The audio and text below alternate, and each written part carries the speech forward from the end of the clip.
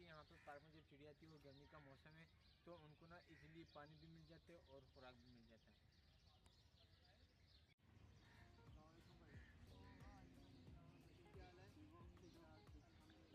अच्छा भाई, मैंने ये पहले बनाई इसके बारे में आपका क्या ख्याल है?